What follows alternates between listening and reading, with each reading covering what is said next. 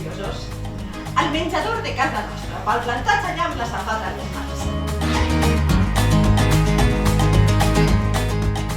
No sé com ho fem, però sempre acabeu enfadats vosaltres dos. Ja, és el teu fill. El meu fill.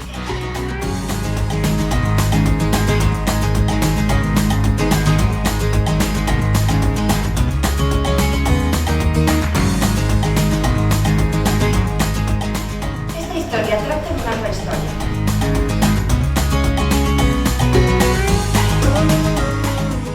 No està bé, yo estaba en edad, yo estaba en el cuento de la mejor.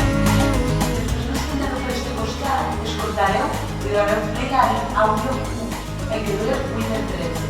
I les que treu per este costat al 2, el que dura 8:47. Els dos àudios expliquen la mateixa història. Avui ací veuràs unes poquetes coses, fins i tot trossets de coses. A elles els passa el mateix que als records o que a la memòria.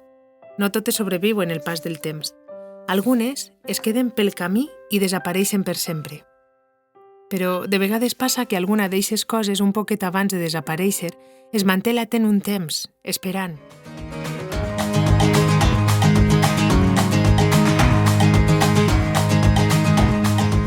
Era pequeña, 5 o 6 años, y aquella noche en mi barrio era fiesta.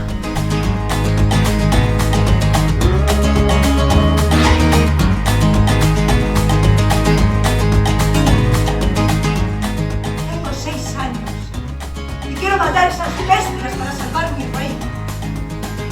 Todo era bello y hermoso, todo era eterno y sincero. Disfrazada la noche con purpurina brillante, sombra de azul, garganta y sueño.